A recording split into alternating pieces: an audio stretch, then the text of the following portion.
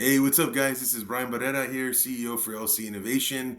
Yeah, man, I'm sorry, guys. I've been busy for the last couple of weeks, but I really wanted to get this video done. Something I've been working on for quite some time now, since the Los Angeles Dodgers signed Shohei Ohtani at the beginning of last year in 2024. But yeah, I've been working on this information for quite some time now. As you can see, I've done some research on it, looked at multiple reports on Twitter, which I use Grok online. I've just used a lot of stuff, a lot of research to get into this video to do this for you guys. But before I jump into that, once again, I want to keep this video down to 15 minutes. I don't want to go over this time. I want to keep it at 15 minutes. I don't want to lose your attention. I want to keep it right front and center. And I'm not gonna chop this up or anything. I want it to be raw and cut, like I always say. But this video is mostly going to be about us nickel and diming, us leaders nickel and diming employees from with raises or from getting new employees at our facility, new leaders, whatever you want to call it. That's what this post is. That's what this video is all about. I want us to make sure we understand that it's okay to pay a subordinate or if we're owners, a C-suite executive, a bigger salary than ours, or maybe even a bigger comp package, maybe a bigger um, bonus or anything at the end of the year that can potentially have them make more money than us leaders, than us executives, than us owners, CEOs. But no, we don't. We nickel and dime. And once again, and I know I'm using very extravagant examples. I'm using the MLB for example.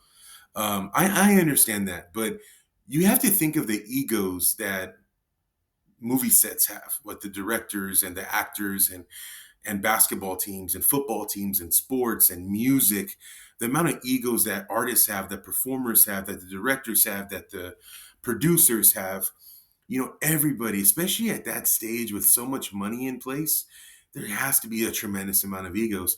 And if they're making this work and we can't at our facilities, at our blue collar facilities, if we can't make it work, with one person at the helm who runs everything and has to have everything their way. And I understand a lot of the time it's because, we put our houses up, we put a lien on our house for these loans that we get, these SBA loans, these bank loans, friend loans, family loans, whatever the case may be. I know that we put our personal integrity, our personal finances, our personal future, we put it on the line to create these businesses. So we have to make sure that they work. So I totally get that. I totally understand that. But what I'm trying to say is, like, there's such an analytical approach the higher you get when it comes to a size of revenue. There's so much analytics that we don't do. And now we have tools like AI or my tool, the 5 tool employee framework, that can help us find those right employees that can help us out. So we don't always work on the holidays. So we don't always feel in on graveyard when somebody calls off or during the day when somebody calls off, that we're able to do our job in leading the company, in leading the department, and leading the team, and not just always focused on, filling in the spots when someone calls out or jumping in when there's an error or a quality issue or something like, or a quote needs to be done on time. We have to have the team that takes their responsibility and owns it. And that's a big part of the 5 tool employee framework. It's owning it. But we have to be transparent. We have to not nickel and dime so much. I've been in so many situations now that I've been on my own for a few years now. I've easily over 15 clients, spanning across 10 to 15 different industries. I wouldn't be surprised if each of my clients was from a different industry. But we have to understand that we have to pay up sometimes. We have to pay them what they're worth. I mean, nickel and diming, I get it. You're trying to save costs. I get it. Sometimes you have a budget and you really want an employee and they need more. They need $1 more, or which $1 can accumulate to like two or $3,000 more a year, just $1. But these circumstances happen where they need this to happen in order for them to get on your team. That opens the door for you to be creative. But sometimes we do have the money. We just don't want to use it. We want to be stingy. Sorry, we want stingy. We want to be stingy. But that's the main thing, is like we spend too much time nickel and diming instead of really finding out, okay, this is the money that you want. This is what I'm going to need. This is going to be our contract. This is going to be the mechanisms that's going to drive the contract. And if you don't reach these certain criteria or these certain requirements or these certain goals that I'm putting in place, it's not going to work out. And, I'm giving you 3 months or 6 months or a pay decrease if you're not able to do this, a pay decrease if I have to show you how to do your job after 6 months because I'm hiring you to come on board because of your experience. And in the industry, you know more than what I know. So I really need you to run away with this and just make this your own. 6 months later comes, hey, you're not following our agreement. You have not executed here. I was not able to help you here and here, but I told you that when we started that did not have your knowledge. I did not know this. You did not know this, but you said you knew this, or you did do this, and this is something that we did not agree to. So, you talk to your employees and you go through the review process, or just coaching, and you coach them. And you're like, you know what? You brought more things to the table than I expected. Um, I know I brought you in at a lower rate, so I'm going to give you that pay as well as a bonus if you keep it up because we didn't sign up for that, right? Or hey, you're not reaching what you're supposed to be doing. You promised this, and that. You're not reaching here. I wasn't able to help you with the first 2 items, but the other 4 items that you promised you can do, you have not been able to deliver.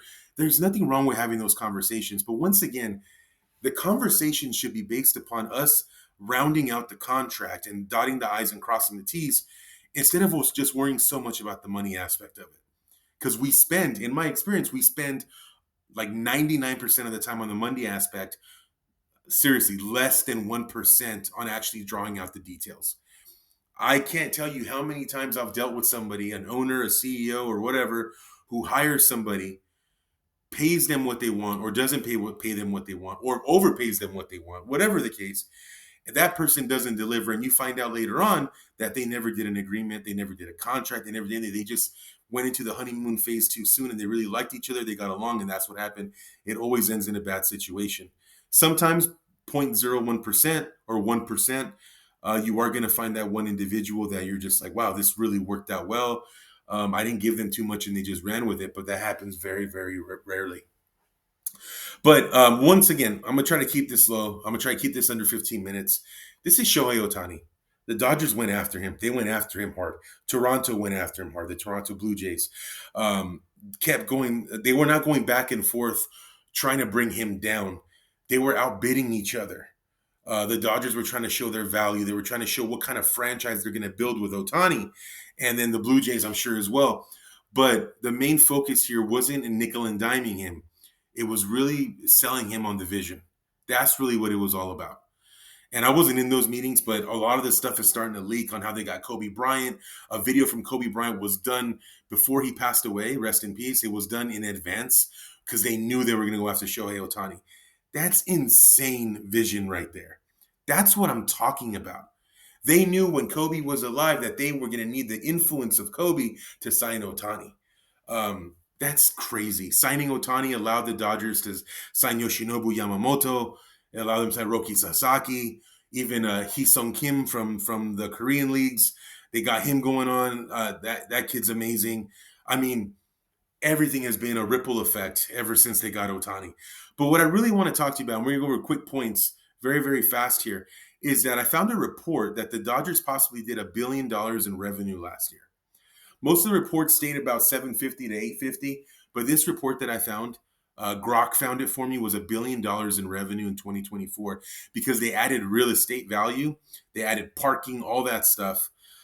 Yeah, I know that a lot of that is like really stealing from fans like myself by raising prices and stuff, but supply and demand, right? And everybody's doing this. You might as well adapt to the times. But that's really what this is about. This is about the Dodgers went after this person.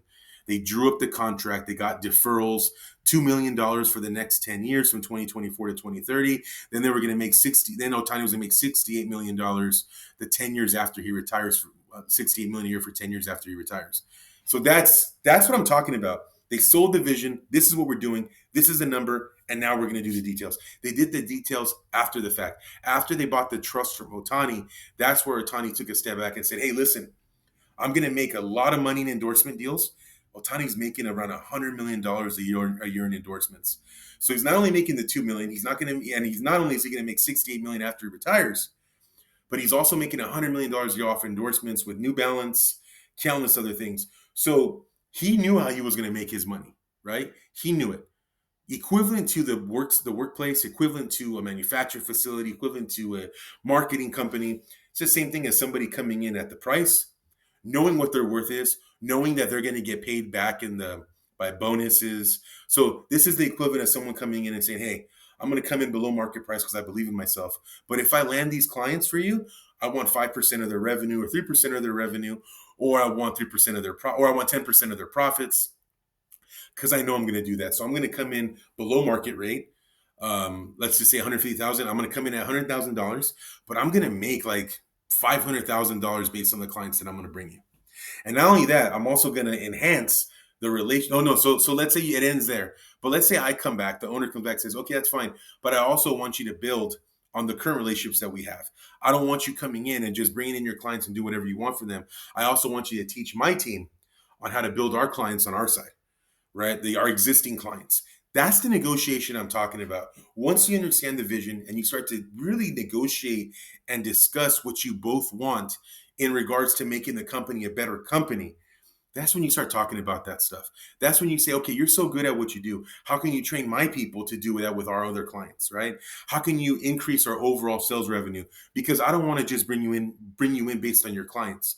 I'm going to pay you that 100,000, but I tell you what, I'm going to pay you 125 because I want you to take care of my clients as well. And that bonus is going to go strictly for your clients.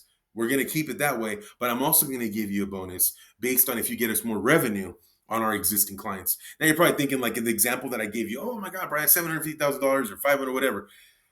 Okay, let's bring it down. Let's bring it down to $250,000 overall. Does it matter? If you're getting $1 billion in sales revenue in blue collar work, let's say you get $1 million more in sales revenue or $10 million more in sales revenue.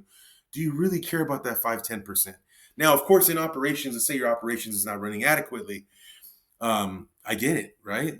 You're probably not hitting good margin. But that's when you talk to me and say, okay, the clients that you want to bring in, I'm going to vet them and I'm going to make sure that they come in with at least 20% profit bottom line, right? That's the negotiation that has to happen. Hey, I'm gonna have my in-house estimator. I'm gonna have my in-house customer service team or sales team. I'm gonna have them quote whatever you're bringing in. You're not just gonna bring them in. I want to make sure they're very profitable. We're not gonna bring in small profitable clients just so you can make a bonus and make some good money off of me. It's not gonna happen. That is the conversation that needs to happen, or those conversations need to happen. Look at Ohtani. Look at what he brought after the vision was set. After he said, "I'm going to put $68 million a year in deferral payments. I just want to me because I want you to go sign my buddies. I want you to sign Yamamoto. I want you to sign Teoscar Hernandez. I want you to give the extensions that are needed for some of our young players getting out of the arbitration deals. Get it? You see what I'm saying? Arbitration deals, free agents."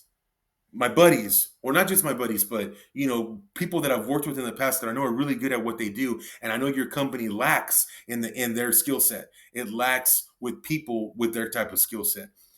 Look how we're talking. We're talking and we're framing this thing the right way.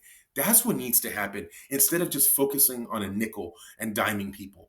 That's what we have to stop focusing in on. We got to focus on how really rounding out the vision and rounding out the details. But we're not going to start that with nickel and diming. We're just not. It's not going to start with, I'm going to pay you $75,000 when you know I'm asking for 150. No, you're going to make that with bonuses and incentives and stuff. Like, just have a conversation first on the vision of the company. What can they bring? What can you bring? Have you vetted them? Have you seen what can happen? Have you seen what the overall vision can be if this person joined your team? That's where it should start.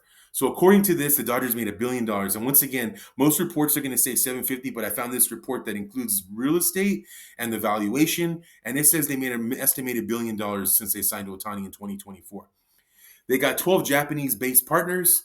Crazy stuff. AJ Pierzynski, an old MLB catcher, says they made $120 million in additional sponsorship by signing Ohtani last year. That's just for last year, right? Another thing too, ticket sales have been consistent for the Dodgers. They went even up. So now what's happening too is that people are coming from Japan and they're making sure they stop at a Dodgers game. So what happens to the hotels? What happens to the restaurants? What happens to the overall travel leisure when it comes to a Dodger game? A normal Dodger game on a Tuesday or on a Wednesday against the Rockies or the Devil Rays, whoever it is, they might not have a great record, but because it's the Dodgers, the Tuesday or Wednesday, people from Japan flew over just to watch that game. Now let's talk about merchandise, but let's also talk about a blue ocean strategy real quick. Japan is known for baseball. Their Nippon Professional Baseball League is huge. Great baseball players. A lot of great baseball players that have come out of Japan. Suzuki, Nomo, um, uh, Kurt Suzuki, Ichiro Suzuki, Matsui, Hideki Matsui from the Yankees, Channel Park from I'm sorry, Hideo Nomo from